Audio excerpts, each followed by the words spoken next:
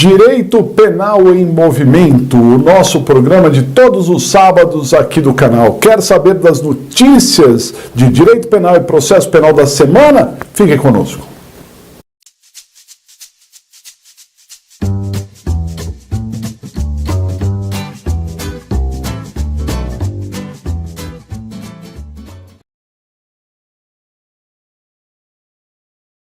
Olá pessoal, é uma grande satisfação ter você aqui. Hoje, como todos os sábados, nós estamos tratando dos assuntos que foram pauta durante a semana, os assuntos mais relevantes da semana aqui no Direito Penal em Movimento, os assuntos que são de direito penal e de processo penal, né?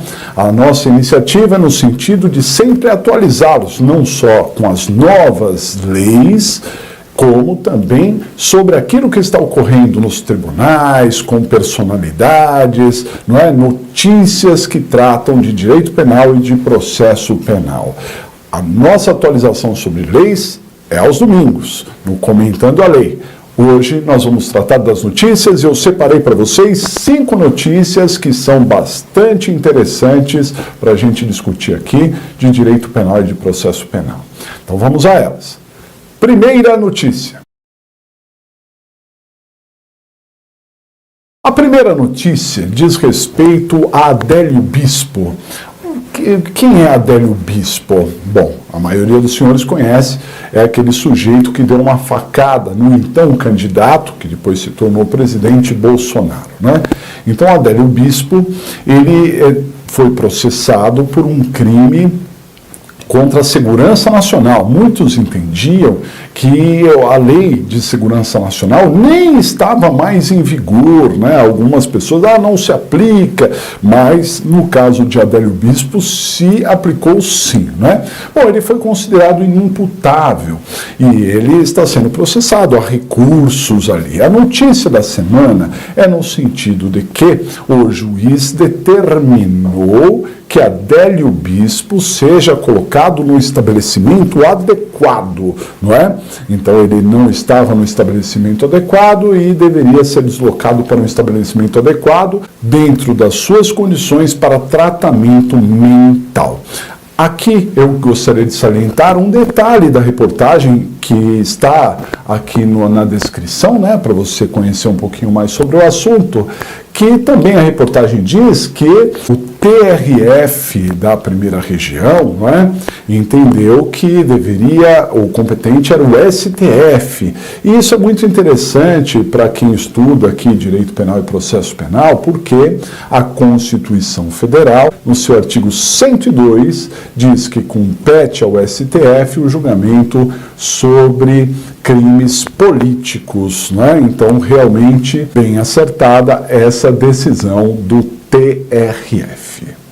Segunda questão aqui que nós vamos trazer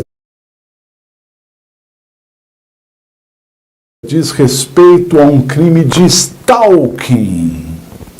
Muito bem, para quem já acompanha aqui o nosso canal, sabe que nós temos vídeo aqui sobre stalking. O que significa stalking? Que eu vou colocar inclusive na descrição, para quem quiser saber um pouquinho mais, pode assistir esse vídeo que tem quase 1 hora falando sobre stalking. Stalking significa perseguição.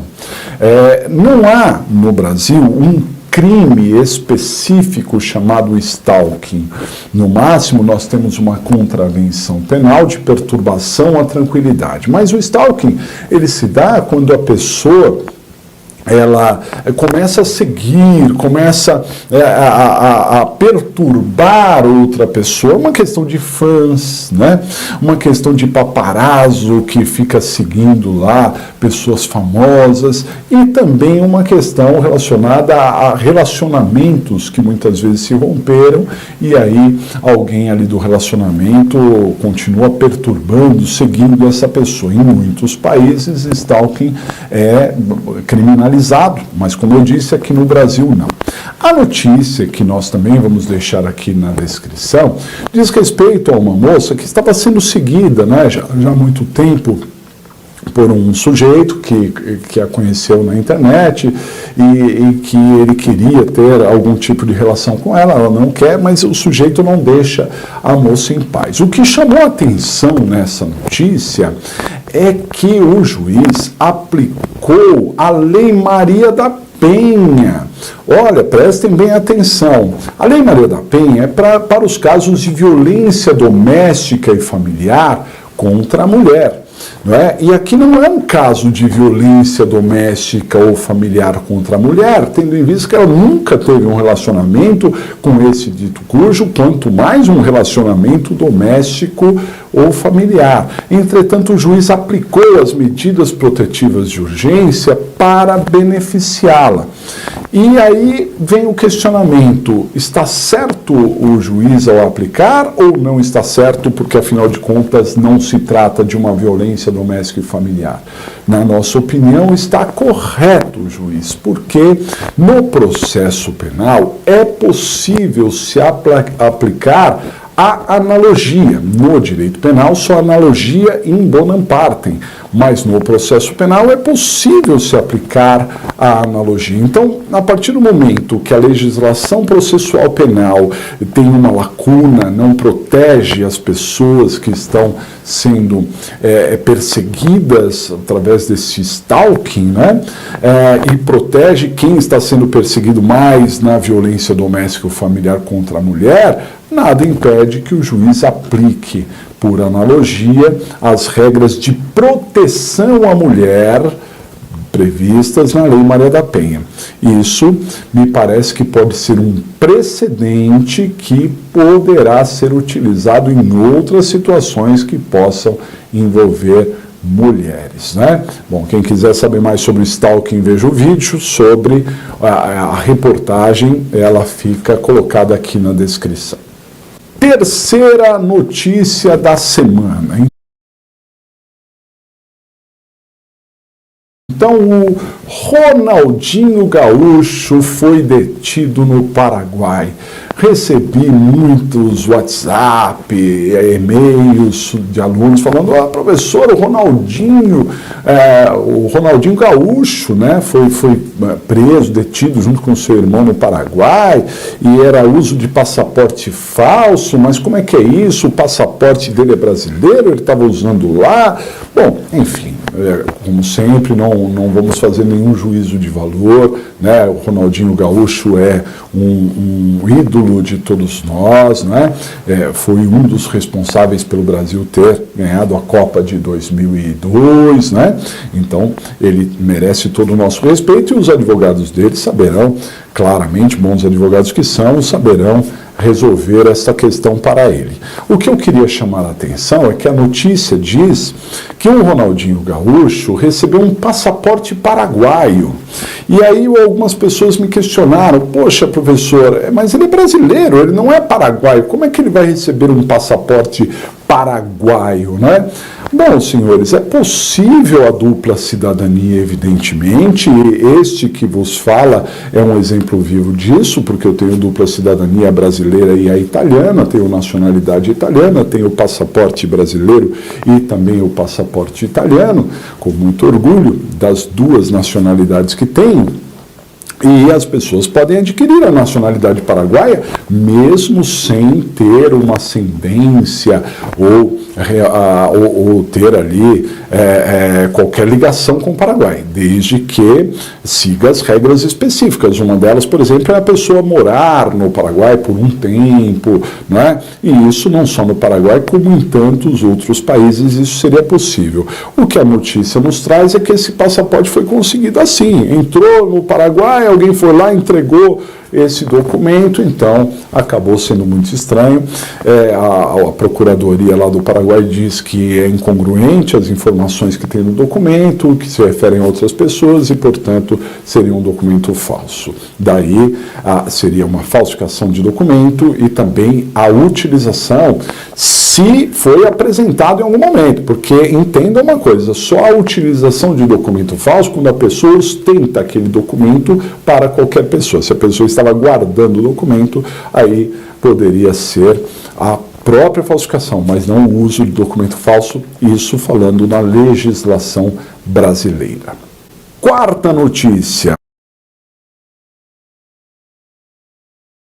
Uma notícia que diz respeito a Suzane Richthofen, né? A Suzane Richthofen, ela está no regime semiaberto, né? E ela pediu autorização para a saída temporária, e vocês sabem que a saída temporária é permitida para quem está no semiaberto, e ela pediu a saída temporária para frequentar um curso superior, para ir a uma faculdade. E a juíza negou a Suzane Richthofen, isso é o que consta na reportagem, a possibilidade dela seguir para a faculdade. Então, isso chamou atenção, porque tendo em vista que a pessoa está no semiaberto, tendo em vista que ela pode ter atividades externas no semiaberto, inclusive o trabalho pode ser na iniciativa privada quando a pessoa está no semiaberto, trabalho externo, e pode ter saídas temporárias pela lei, inclusive para frequentar cursos, chamou a atenção para a gente entender por que foi negada essa saída temporária para a Suzane Richthofen. E a juíza diz, então, que a faculdade não estava localizada no mesmo município em que a Suzane Richthofen estava presa, né? Bom, na nossa opinião, essa argumentação da juíza data vênia não se sustenta porque a lei não prevê a necessidade de que o curso que a pessoa irá frequentar esteja no mesmo município, desde que nós tenhamos uma logística que possibilite a pessoa retornar ao presídio assim que acabar a sua aula, nada impede que seja no município vizinho, né? Então, eu até comentei com alguns amigos que, olha só, um nicho aí, né? Montar faculdades ou cursos em pequenas cidades espalhadas Brasil afora, em que tem o semiaberto, porque assim o juiz não teria como negar, né? Ao meu ver, ela foi muito mais bloqueada em razão de ser quem é, né, de ser este caso midiático que sempre foi. Quinta e última notícia é uma notícia bastante triste, mas que revela uma realidade mesmo atual. Diz a notícia que o número de feminicídios tem aumentado. Curiosamente, o número de mortes de mulheres diminuiu de 2018 para 2019, mas o número de feminicídios aumentou, porque não é toda mulher que morre num homicídio que seja caracterizado um feminicídio. Para ser um feminicídio, tem que ser uma violência doméstica e também tem que ser alguma coisa relacionada a preconceito, menosprezo à condição de mulher. Aí sim se caracteriza o feminicídio. Então, embora o número de mulheres assassinadas tenha caído, o número de feminicídios aumentou. No ano de 2019, nós tivemos um curso legale de Tribunal do Júri e de Execução Penal, em que nos abrilhantou com a sua presença uma juíza titular do Tribunal do Júri, de um dos tribunais do júri aqui de São Paulo. E ela já tinha adiantado essa questão, que o número de feminicídios, infelizmente, é sempre crescente, por mais que a lei tenha endurecido algumas questões relacionadas à Lei Maria da Penha e outros aspectos. O feminicídio, inclusive, se tornou crime hediondo, mas mesmo assim, feminicídio cresce e isso é um problema social que todos nós devemos parar para refletir e tentar encontrar meios que isso seja coibido. Legal, pessoal? Então, uma grande satisfação ter você aqui conosco todos os sábados, hein? Direito Penal em Movimento, para a gente entender o que está acontecendo no direito penal, no momento, como ele está se desenvolvendo. Para você que é novo por aqui, assine o nosso canal, não custa nada, né? Você simplesmente se inscreve e aciona o sininho para receber novas notificações, porque todos os dias nós temos vídeos novos aqui no canal, todos os sábados, Direito Penal em Movimento. Deixe o seu like, que isso nos ajuda muito a difundir o nosso canal perante o YouTube. Um grande abraço para todos e até a próxima!